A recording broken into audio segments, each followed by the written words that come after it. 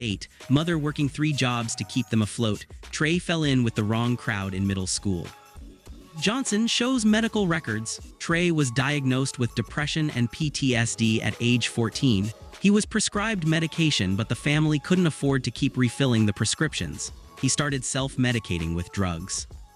By age 16, Trey was addicted to opioids. By 18, he was homeless, living on the streets of Atlanta. That's when his mother scraped together enough money to send him to Lexington. A fresh start, a new beginning. Johnson says Trey had been in Lexington for only 3 weeks when this crime occurred.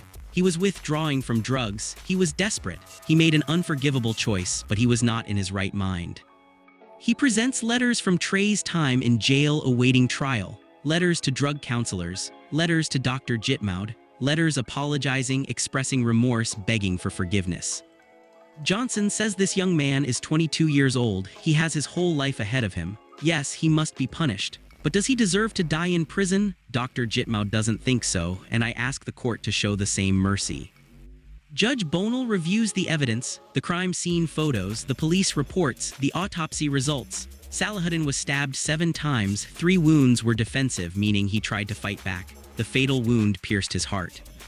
The 911 call is played. A neighbor called, screaming that someone was hurt in the parking lot. You can hear Salahuddin in the background, gasping for air. The dispatcher stayed on the line until paramedics arrived, but it was too late.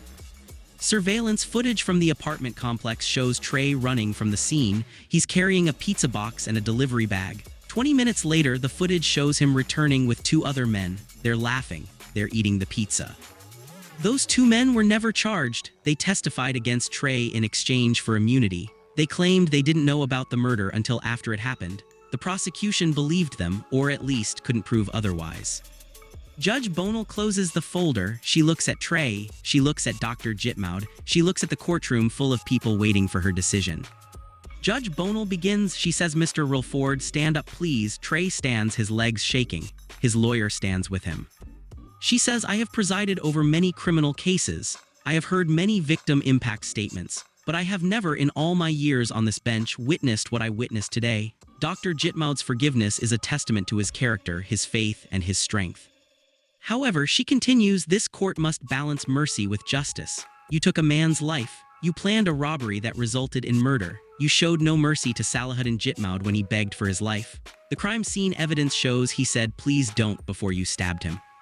The courtroom is silent again. Trey is crying quietly. Judge Bonal says the prosecution has asked for 231 years. That would effectively be a life sentence for you.